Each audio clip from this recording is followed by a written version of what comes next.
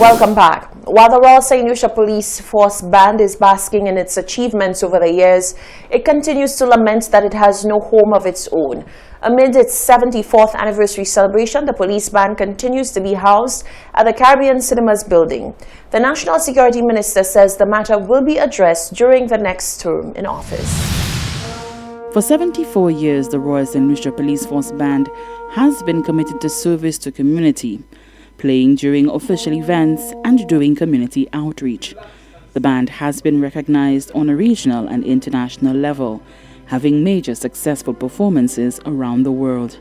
But that success has been overshadowed by the need for the band to have a home, after its home was bulldozed to make way for the construction of the police headquarters and Hall of Justice last year.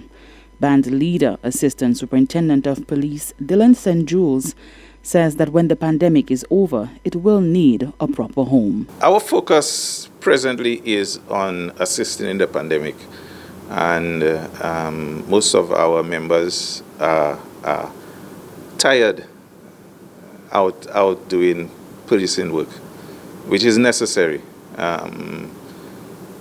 We need to be prepared when everybody gets it right and we move away from the pandemic, maybe like about coming into next year.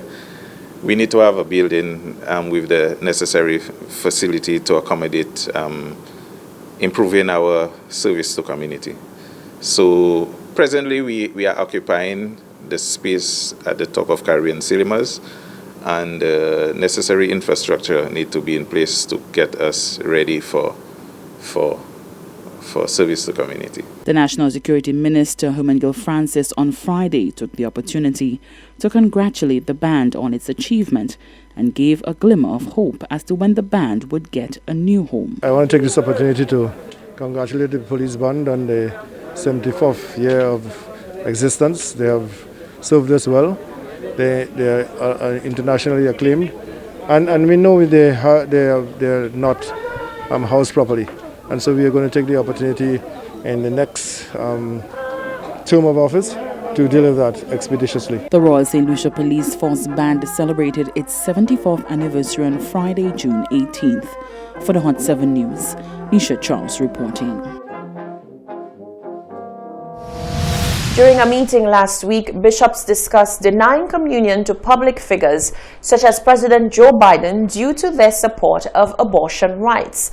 More in this report from ABC News. President Biden this weekend at his hometown parish, where he attends Mass nearly every week. Only the second Catholic president in the nation's history after John F. Kennedy, President Biden even making time for worship while in England during his first foreign trip. Both president and parishioner, his personal faith now the center of a very public and heated debate among American Catholic bishops. Last week, during a virtual meeting, the U.S. Conference of Catholic Bishops voting 3-1 to take steps that could one day allow priests to deny public figures like President Biden the sacrament of communion over their support of abortion rights. We've never had a situation like this where the executive is a Catholic president who's opposed to the teaching of the Church. The Vatican warning American bishops against the move.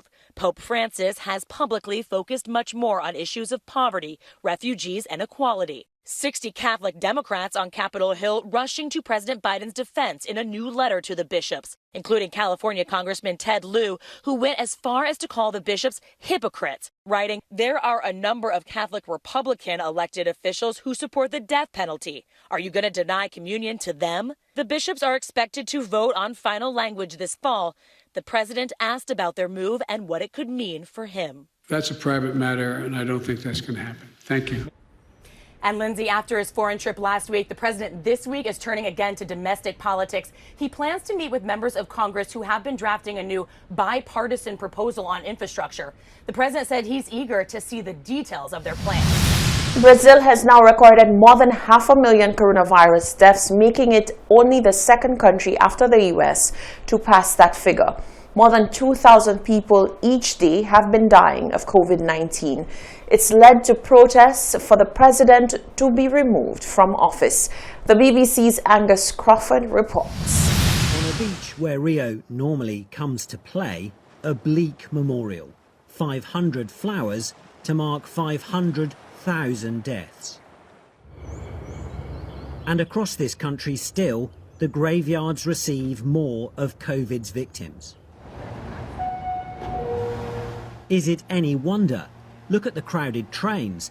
No social distancing here, but many blame the government for allowing the virus to spread, hoping for so-called herd immunity. And as the number of deaths grow, so does the anger. The feeling here is one of indignation. We can't stand it anymore. The government is worse than the virus. He took too long to buy the vaccine. Herd immunity won't do any good. The only immunity you can get is with the vaccine. There's no other way.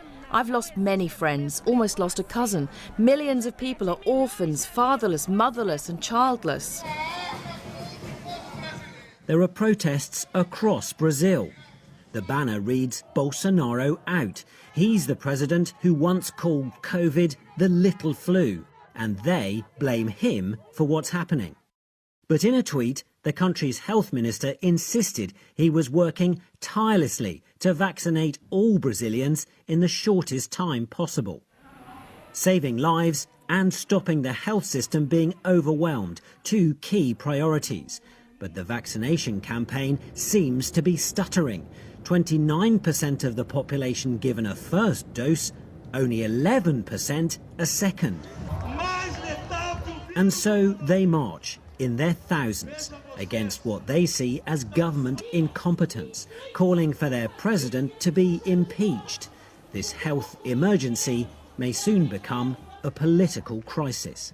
Angus Crawford, BBC. Stay with us. The latest weather report is coming up after the break.